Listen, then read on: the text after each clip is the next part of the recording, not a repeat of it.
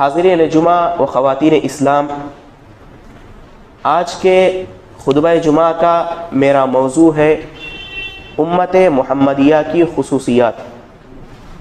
حاضرین، اللہ رب العالمین کے ہم پر بے پایہ احسانات ہیں، اتنے احسانات ہیں کہ عمر نوح بھی اگر ہمیں مل جائے اور ہم بغیر رکے بغیر وقفہ لیے اس کی تعریف بیان کرنے لگ جائیں تو عمر نوح بھی ناکافی ہو جائے گی اس کی تعریف کرنے کے لیے۔ بلکہ اگر زمین پر جتنے درخت ہیں انہیں قلم بنا لیا جائے اور روئے زمین پر جتنے سمندر ہیں انہیں سیاہی انک بنا لیا جائے اور اللہ رب العالمین کی تعریف لکھنی شروع کر دی جائے تو تمام سمندروں کی سیاہی ختم ہو جائے گی، تمام درختوں کے تراشے ہوئے قلم ختم ہو جائیں گے۔ اسی کے مثل ایک اور بار بھی اتنے سمندروں برابر سیاہی اور اتنے درختوں برابر قلم لے کر کے آئیں اور پھر سے بھی اللہ کی تعریف اور اس کے احسانات کو لکھنا شروع کریں تو تمام سیاہی اور تمام قلم ختم ہو جائیں گے، اللہ رب العالمین کے دیے ہوئے انعامات کا 1% حق بھی ادا نہیں ہوگا۔ حاضرین، انہی عظیم احسانات میں سے سب سے بڑا احسان کہہ لیجئے ہم پر اللہ رب العالمین کا یہ ہے کہ اللہ رب العالمین نے ہمیں امت محمدیہ کا ایک فرد بنایا ہے۔ یہ اللہ رب العالمین کے عظیم احسانات میں سے ایک احسان ہے۔ اللہ رب العالمین نے امت محمدیہ کی متعدد خصوصیات بیان کی ہے اور نبی صلی اللہ علیہ وسلم نے بھی اس امت کی متعدد خصوصیات بیان کی ہیں۔ میں چند ایک خصوصیات بیان کر کے اپنی بات کو ختم کروں گا۔ اللہ رب العالمین سے دعا ہے کہ اللہ رب العالمین ہم تمام کو ان خصوصیات کو سمجھ کر کے انہیں حاصل کرنے کی توفیق نصیب فرمائے۔ حاضرین، اللہ رب العالمین نے ہم پر بہت سارے احسانات کیے ہیں، یہ ہم جانتے ہیں۔ انہی احسانات میں سے ایک احسان یہ ہے کہ اللہ نے ہمیں امت محمدیہ میں سے پیدا فرمایا ہے اور یہ امت وسط یعنی درمیانی امت ہے۔ اللہ رب العالمین نے فرمایا وَكَذَلِكَ جَعَلْنَاكُمْ أُمَّةً وَسَطًا، اور ہم نے تمہیں معتدل، متوسط اور درمیانی امت بنائی ہے۔ اور ایک اور مقام پر اللہ رب العالمین نے فرمایا كُنْتُمْ خَيْرَ أُمَّةٍ أُخْرِجَتْ لِلنَّاسِ تَأْمُرُونَ بِالْمَعْرُوفِ وَتَنْهَوْنَ عَنِ الْمُنْكَرِ وَتُؤْمِنُونَ بِاللَّهِ، کہ تم بہترین امت ہو، تمہیں لوگوں کے لیے پیدا کیا گیا ہے، تم نیکی کا حکم دیتے ہو، برائی سے روکتے ہو اور اللہ رب العالمین پر ایمان رکھتے ہو۔ اسی طرح سے اس آیت کی تفسیر نبی صلی اللہ علیہ وسلم سے منقول ہے۔ آپ نے اس آیت کی تفسیر کے تعلق سے فرمایا انتم تتمون 70 امتاً انتم خیرها واکرمها علی اللہ، تم امتوں میں 70ویں اور آخری امت ہو اور اللہ رب العالمین کی نگاہ میں تم بہترین اور عزت والی امت ہو۔ تو ان آیتوں سے ہمیں معلوم ہوا کہ اللہ رب العالمین نے ہمیں اس امت محمدیہ میں پیدا فرما کر ہمارے اوپر احسان کیا ہے اور یہ امت محمدیہ کی اہمیت اور فضیلت ہے۔ حاضرین،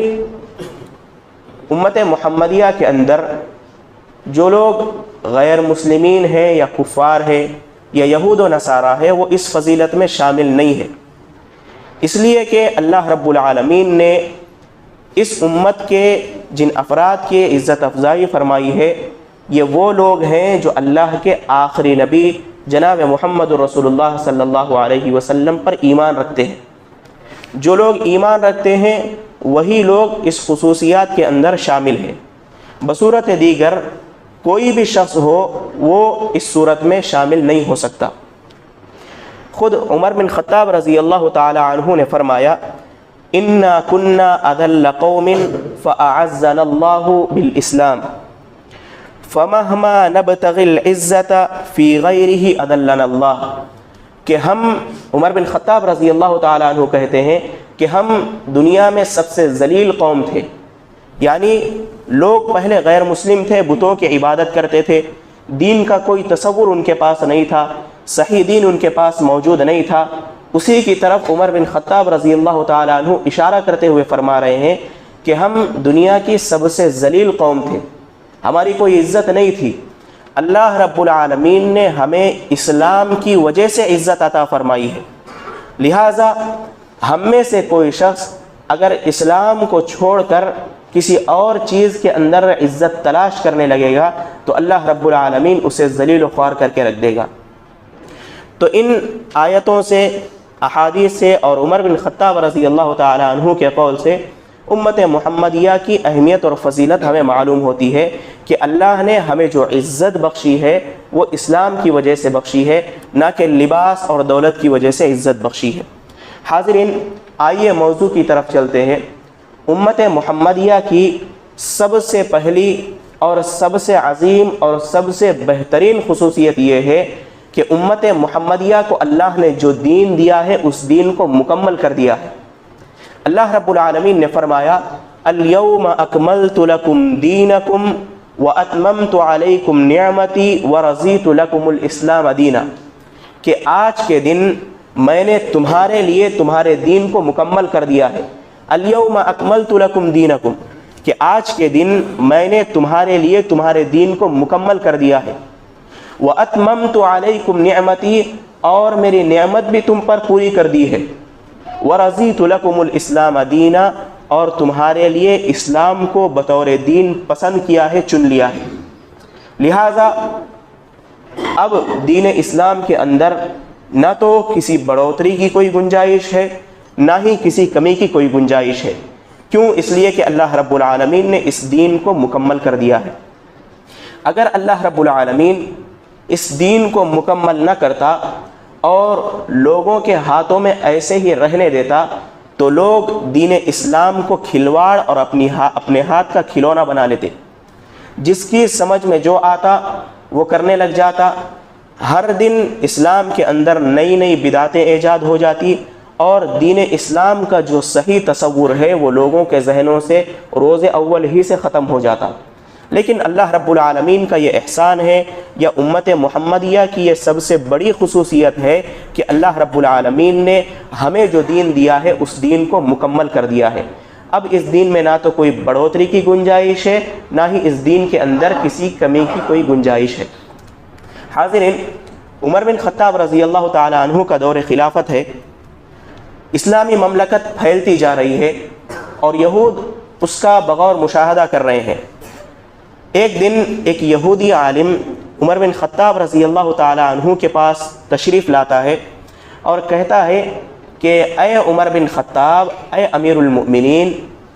آپ کے پاس آپ کی کتاب اللہ کے اندر ایک ایسی آیت موجود ہے، اگر وہ آیت ہماری جماعت پر نازل ہوتی، یعنی یہودیوں کے تعلق سے نازل ہوتی، تو اس آیت کے نازل ہونے والے دن، جس دن اللہ نے اس آیت کو آسمان سے زمین پر اتارا ہے، اس دن کو ہم لوگ عید کا دن سمجھ کر کے خوشیاں منانے لگتے۔ تو عمر بن خطاب رضی اللہ تعالی عنہ نے اس یہودی عالم سے پوچھا کہ بتلاؤ وہ آیت کون سی ہے؟ تو اس نے کہا وہ یہ آیت ہے، الیوم اکملت لکم دینکم واتممت علیکم نعمتی ورضیت لکم الاسلام دینا، کہ آج کے دن میں نے تمہارے لیے تمہارے دین کو مکمل کر دیا ہے اور میری نعمت کو بھی تم پر پورا کر دیا ہے اور تمہارے لیے اسلام کو بطور دین پسند کر لیا ہے۔ تو عمر بن خطاب رضی اللہ تعالی عنہ نے فرمایا کہ یہ آیت عید ہی کے دن نازل ہوئی ہے۔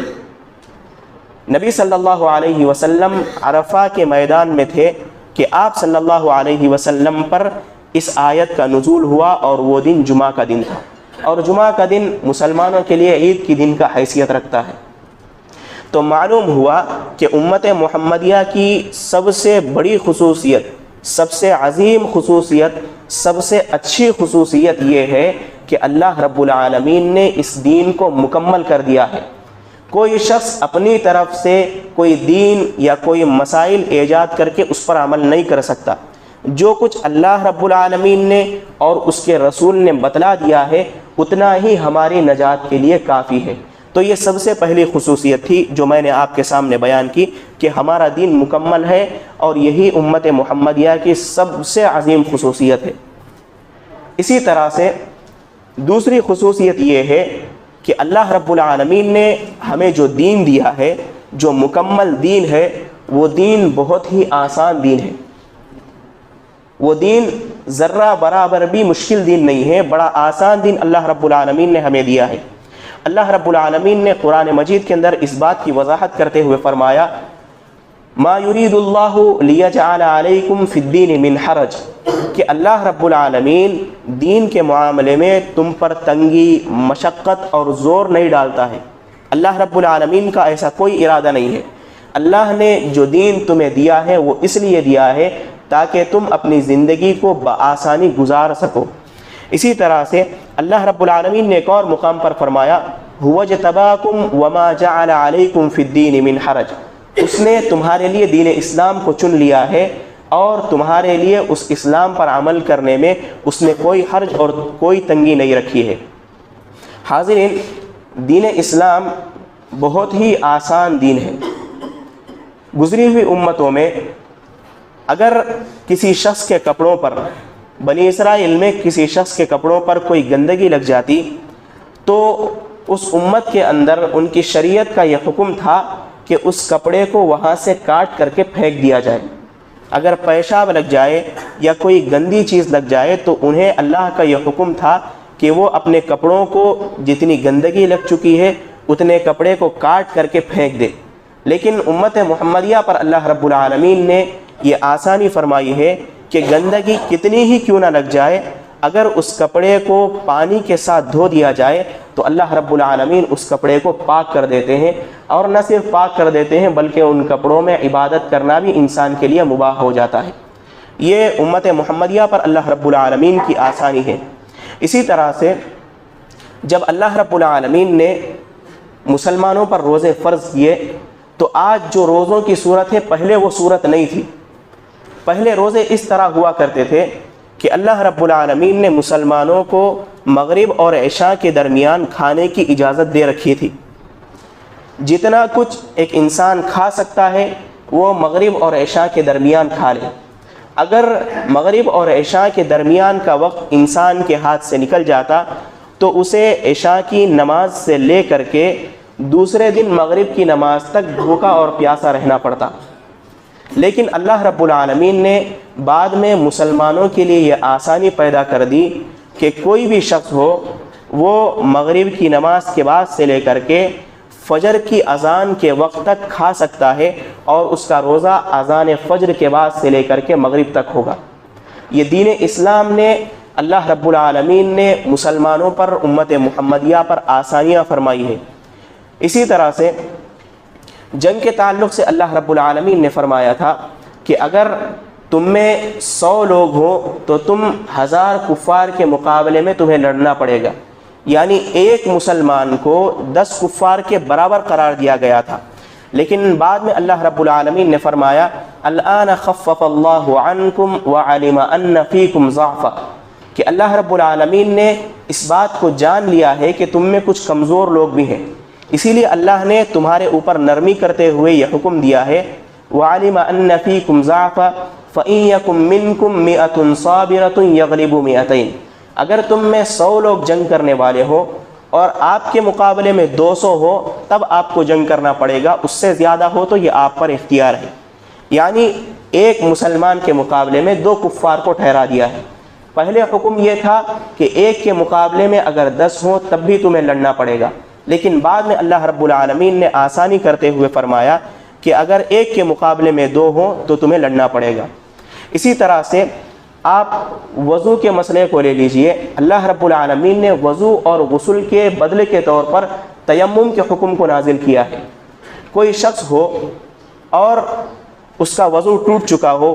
سخت سردی کے ایام ہو اور اللہ رب العالمین کا یہی حکم ہوتا کہ تمہیں ہر حال میں وضو بنانا پڑے گا تو یہ انسان کے لیے مصیبت اور مشقت والی بات ہوتی، اس لیے کہ سردی کے دنوں میں انسان کے لیے وضو کرنا اس کی بیماری کا باعث بن سکتا ہے، بلکہ اگر کوئی شخص بیمار ہو تو یہ اس کی ہلاکت اور موت کا بھی سبب بن سکتا ہے۔ اللہ رب العالمین نے ہم پر یہ آسانی کی ہے کہ اللہ رب العالمین نے تیمم کا حکم نازل کر دیا ہے۔ اب کوئی شخص سخت سردی کے ایام میں اس بات کی طاقت نہیں رکھتا کہ وہ وضو کرے تو اسے چاہیے کہ وہ تیمم کر کے اپنے وضو کے بدل کے طور پر تیمم کو پورا کرے اور اللہ رب العالمین کی عبادت کرے۔ اسی طرح سے نماز کے مسئلے کو آپ لوگ لے لیجئے کہ نماز اللہ رب العالمین نے ایک مسلمان پر 5 وقت فرض کی ہے۔ اگر کوئی شخص سفر میں ہو تو اللہ رب العالمین نے اس کے لیے یہ آسانی کی ہے کہ وہ سفر میں 4 رکعت والی نماز کو 2 رکعت میں قصر کر کے پڑھ سکتا ہے۔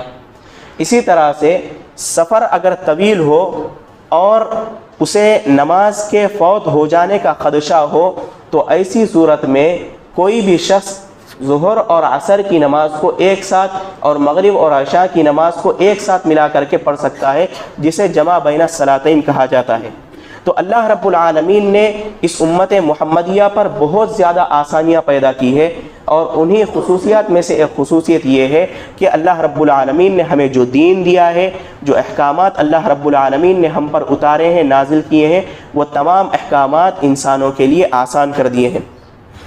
اللہ رب العالمین نے ارشاد فرمایا الذین یتبعون الرسول النبی الامی الذی یجدونہ مکتوبا عندہم فی التوراۃ، کہ جو لوگ رسول اور نبی امی کی اتباع کرتے ہیں جن کا ذکر وہ اپنے پاس تورات اور انجیل میں لکھا ہوا پاتے ہیں، یأمرہم بالمعروف وینہاہم عن المنکر، کہ وہ رسول لوگوں کو نیکی کا حکم دیتے ہیں، برائی سے منع کرتے ہیں، وَيُحِلُّ لَهُمُ الطَّيِّبَاتِ، اور ان کے اوپر جو آسانیاں پیدا کی گئی ہے، جو حلال رزق پیدا کیا گیا ہے، ان کے لیے دیا گیا ہے، ان چیزوں کو حلال کرتے ہیں، وَيُحَرِّمُ عَلَيْهِمُ الْخَبَائِثِ، جو چیزیں ناپاک اور گندی ہیں ان چیزوں کو وہ رسول حرام قرار دیتے ہیں، وَيَضَعُ عَنْهُمْ إِصْرَهُمْ وَالْأَغْلَالَ الَّتِي كَانَتْ عَلَيْهِمْ، اور ان لوگوں پر جو بوجھ اور طوق تھے ان کو ان سے دور کرتے ہیں۔ تو یہ امت محمدیہ کی دوسری خصوصیت تھی جو میں نے آپ کے سامنے بیان کی ہے، کہ اس امت محمدیہ کی دوسری خصوصیت یہ ہے کہ یہ دین جو ہمیں دیا گیا ہے وہ بالکل آسان دین ہے۔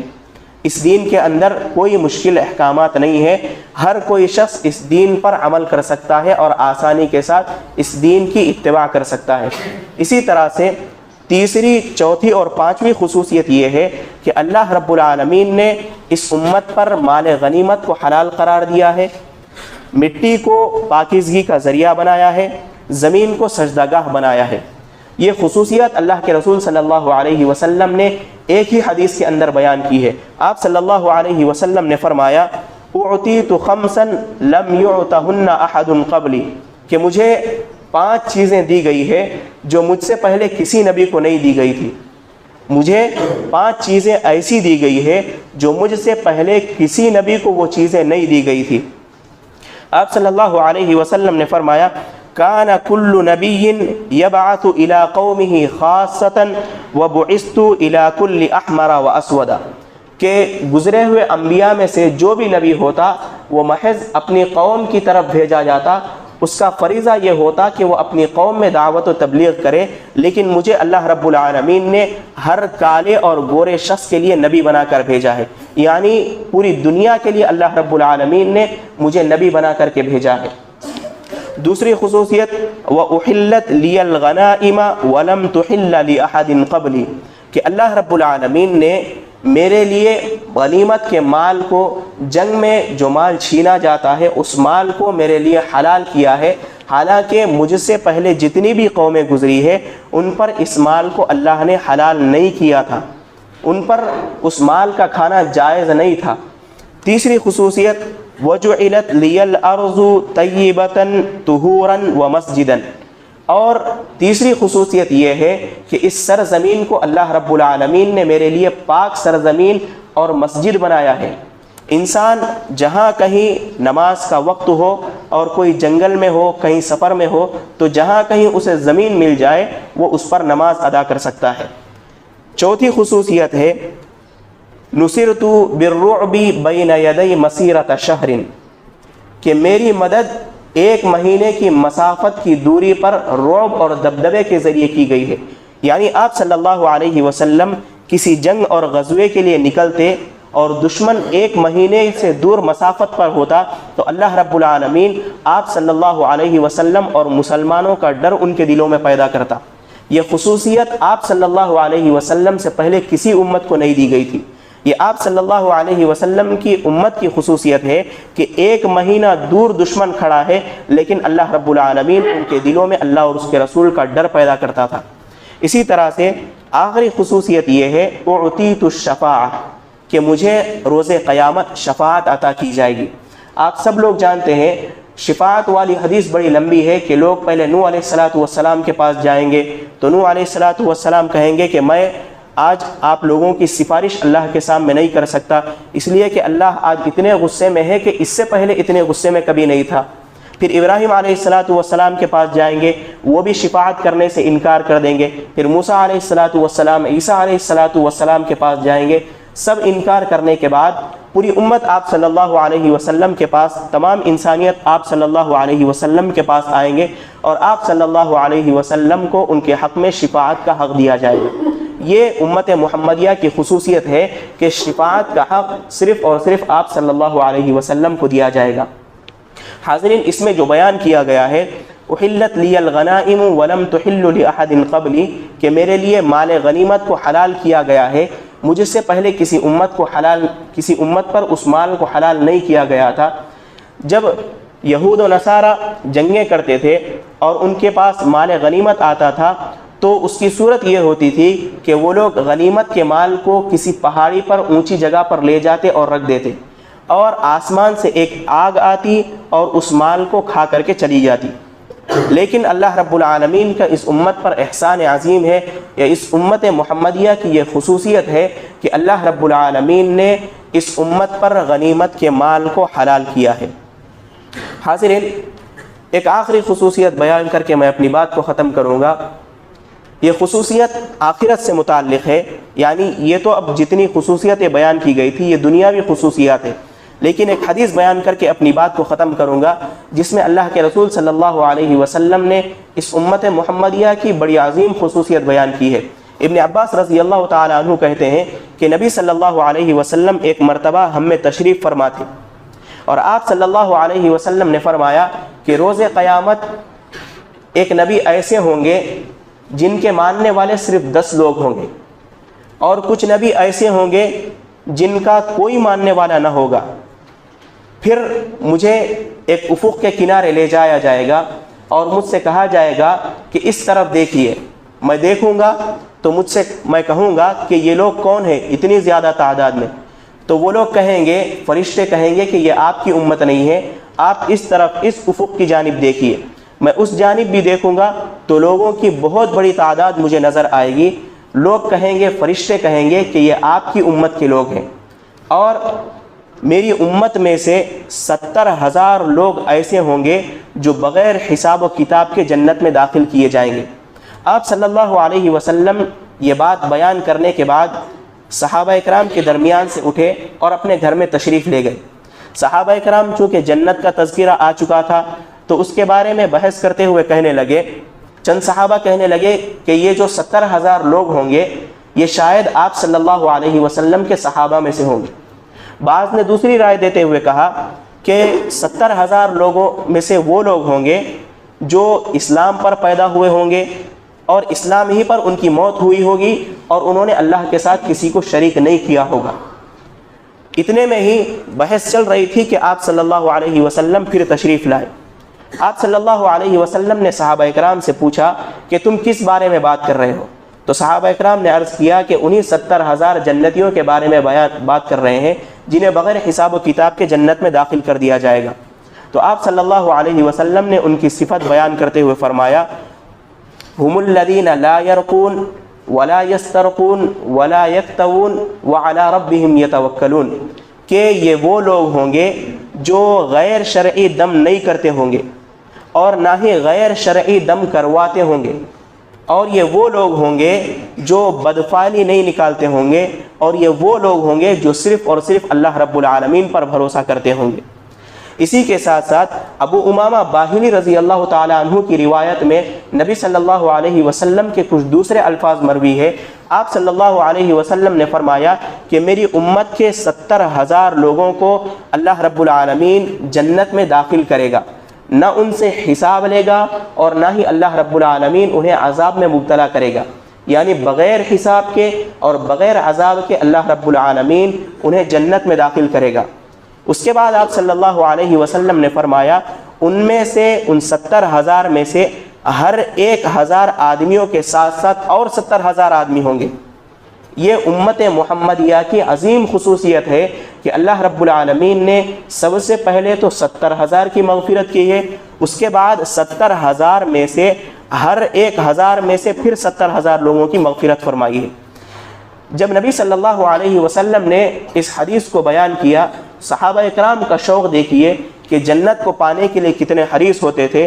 ایک صحابی عکاشہ بن محصن رضی اللہ تعالیٰ عنہ کھڑے ہوئے اور کہنے لگے، اے اللہ کے رسول صلی اللہ علیہ وسلم، آپ میرے لیے دعا کر دیجئے کہ میں ان 70,000 لوگوں میں سے ہو جاؤں۔ تو آپ صلی اللہ علیہ وسلم نے کہا کہ تم ان لوگوں میں سے ہو۔ ایک دوسرے صحابی کھڑے ہوئے، وہ بھی کہنے لگے، اے اللہ کے رسول صلی اللہ علیہ وسلم، آپ میرے لیے بھی دعا کر دیجئے۔ تو آپ صلی اللہ علیہ وسلم نے فرمایا، سبقک بہا عکاشہ، عکاشہ تم سے اس نعمت کے لینے میں آگے نکل گئے، اب میں تمہارے لیے دعا نہیں کروں گا۔ اگر دعا کرنے لگ جاتے تو 70,000 وہیں پر ہو جاتے۔ لیکن صحابہ اکرام کو دیکھیے جنت کے پانے کا کتنا شوق ہوتا کہ آپ صلی اللہ علیہ وسلم کوئی بات بتاتے تو صحابہ کہہ دیتے، اے اللہ کے رسول میرے لیے دعا کیجئے، اور آپ صلی اللہ علیہ وسلم صحابہ کے لیے دعا کرتے اور وہ ان نعمتوں کو پانے والے بن جاتے۔ حاضرین، امت محمدیہ کی اسی طرح سے اور بھی بہت ساری خصوصیات ہیں۔ امت محمدیہ کی ایک خصوصیت یہ بھی ہے کہ ہم لوگ امتوں میں سب سے آخری امت ہے، لیکن جنت میں ہم ہی لوگ سب سے پہلے جائیں گے۔ یہ بھی اللہ کے رسول صلی اللہ علیہ وسلم نے حدیث کے اندر بیان فرمایا ہے۔ اسی طرح سے اور بھی بہت ساری خصوصیات آپ صلی اللہ علیہ وسلم نے امت محمدیہ کی بیان کی ہے۔ پل صراط پر آپ صلی اللہ علیہ وسلم سب سے پہلے چلیں گے، اس کے بعد سب سے پہلے امتوں میں امت محمدیہ کے لوگ پل صراط کو پار کریں گے، اس کے بعد دوسری امتوں کی باری آئے گی۔ اسی طرح سے جنت میں بھی امت محمدیہ کے لوگ سب سے پہلے داخل ہوں گے، اس کے بعد اور بھی بہت ساری امتیں ہیں جو داخل ہوں گی۔ اللہ رب العالمین سے دعا ہے کہ اللہ رب العالمین ہم تمام کو امت محمدیہ کی خصوصیات کو سمجھ کر کے انہیں حاصل کرنے والا بنائے۔ اللہ رب العالمین ہم تمام کو جو اللہ نے آسان دین دیا ہے اس پر کما حقہ عمل کرنے کی توفیق نصیب فرمائے، دین پر اسی طرح سے عمل کرنے کی توفیق نصیب فرمائے جس طرح نبی صلی اللہ علیہ وسلم اور صحابہ نے عمل کر کے دکھایا ہے۔ اللہ رب العالمین ہم تمام لوگوں کو ان 70,000 لوگوں میں داخل فرمائے جنہیں بغیر حساب اور بغیر عذاب کے اللہ رب العالمین جنت میں داخل فرماتا ہے۔ آمین۔ استغفر اللہ لی ولکم ولسائر المسلمین فاستغفروہ انہ هو الغفور الرحیم۔